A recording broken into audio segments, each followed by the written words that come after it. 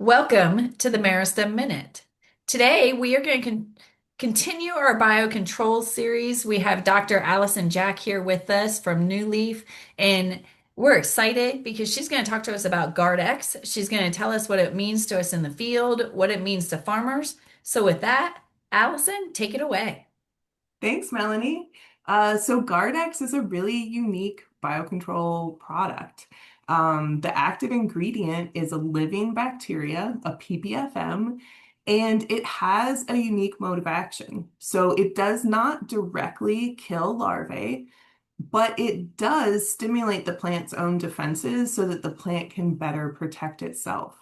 So we've been trialing this EPA registered bioinsecticide in small plots for almost a decade, and then on farm now for 2 seasons, including this season where we're getting great feedback from the field this season. And we see out of 81 trials a 72% win rate, a 5.6 bushel per acre performance. So that's the average performance. And then where it does win, a 9 bushel per acre bump. So this is a great tool in the IPM toolbox for growers to use to have more flexibility about how they approach specifically corn rootworm. But I'm also excited to tell you more about the expanded label, where we've now been going beyond corn rootworm to see where else we have activity and where else we can position this exciting biocontrol. So yeah. So, Allison, with that, you said PPFM. So, what is that? So they are living bacteria, pink pigmented facultative methylotrophs. They actually are pink. They colonize plants, and some in our collection we have over 1,200 ppfms in our collection. Some of them are really great biostimulants. Some of them don't really have biostimulant activity in the absence of disease or pest pressure, but if you throw a disease or a pest into the mix, they show a big benefit in assays and field trials.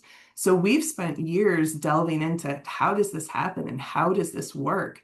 And with Gardex specifically, it has a couple of different things that it does with the plant. Again, it has no direct negative impact on the larvae. You can feed them the microbes and it doesn't make them sick or anything like that. But when you apply the living bacteria to the plant as a dry powder at planting, as a planter box treatment, uh, they colonize the plant and they turn on a switch. They basically tell the plant to stay on alert and prepare it for any kind of uh, pest impact later on in the season. And that phenomenon is called induced systemic resistance. So you can actually measure a little bump of plant defense gene expression early in the season, then the plant goes back to normal. So there's no yield drag. It's not overly expressing things that it doesn't need. But when those corn rootworm eggs hatch and the larvae start feeding on the roots, the plant can mount a better response. So we've done a really cool project with University of Missouri. The preprint of the draft manuscript is available online.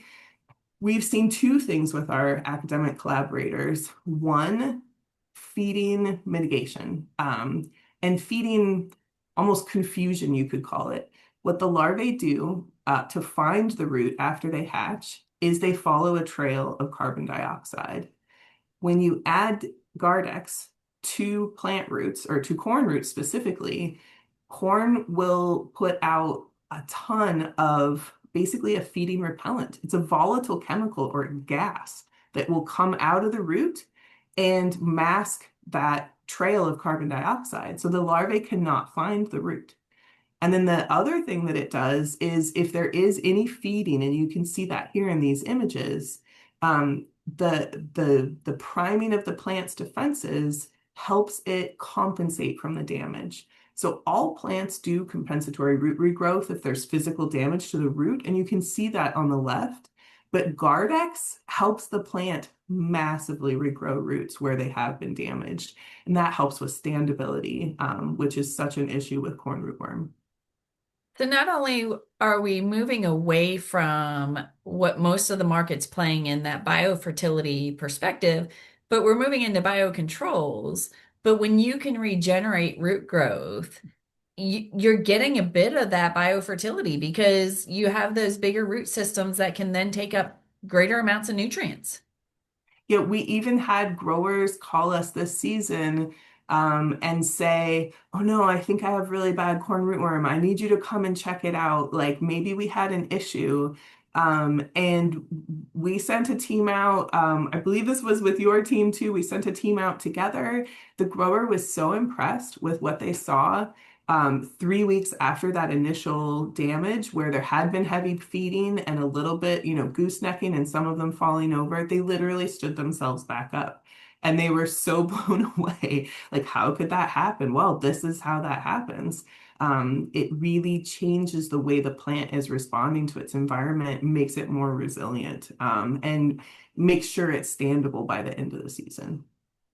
So we talked a little bit about corn rootworm, but I've heard rumor that you're expanding the label. Yes, we are. We're very excited. We've been working hard on this. We received some data from the Southern Hemisphere, from Argentina this season, showing, again, we've spent almost a decade looking at this product below ground. So to start seeing this really strong performance with above ground insects, we received data on stink bug, on soybean, and then fall armyworm on corn. And we're seeing some really nice responses. Again, not as a standalone control measure, but as a really important tool in the IPM toolbox. We're seeing, delayed incidents of damage, even when there's natural pressure and the control plots are getting chewed up, right? So it gives flexibility, like maybe you don't need as many sprays per season, or you have flexibility with different hybrids that you can use if you have a little bit of extra protection. So and this is only the beginning. We hope to continue to expand the label as we're learning more and more about this technology and the positive impacts that induced systemic resistance can have on crops. So you started talking initially about corn rootworm, but this is so much bigger than corn rootworm. Yeah. And so really broad spectrum insect control Yeah, and with I this. mean, it's important to note it doesn't work everywhere. If we see a negative or a neutral, right, we don't put it on the label. We maybe go back to the drawing board. But really, we started getting indications of this, I think last season, so 2024 season, where customers through our distribution partners would send back this feedback. Hey, I scouted a side by side. And not only did the corn look great from larval feeding damage on the roots, but when I walked into the Gardex treated side of the field, I didn't see any adult beetles. And it was at a time where they were in the untreated side of the field. They were clipping silks and laying their eggs for next season. So we're very excited that we haven't even looked into season over season effects. So there's a lot of things that we want to look into further to continue to make this tool a great tool for pest management. That's incredibly exciting, especially from the perspective of, like you said, it's one tool in the toolbox. Yeah, And so if there is extreme corn rootworm pressure, it's going to take more than one tool to absolutely. really control that, but it gives you more options in that toolbox for these farmers to have better success with their insect control. That's exactly correct. Yeah. And corn rootworm pressure is also difficult to predict. There is forecasting, folks know their own fields, but there's a lot of resistance happening right now to traits. Insecticides don't stay in the soil profile the whole season, in furrow insecticides. So this is also something that provides season-long protection because of the way that it interacts with the plant. So if you think about when it's applied, which is at planting, and when the corn rootworm eggs actually hatch, which is what, June, and you start seeing measurable feeding damage, by the end of July, you don't have to reapply. It's nothing that you have to go in and, keep applying. It's giving that protection by changing the way the plant responds to its environment, and that is season-long protection. So the way that GuardX is currently accessible is through the Hopper Throttle portfolio. So there's several different versions of Hopper Throttle that include GuardX, and so that is our number one distribution method or a way to use this. But with that, thank you, Allison. That is your Meristem Minute. Thanks, Melanie.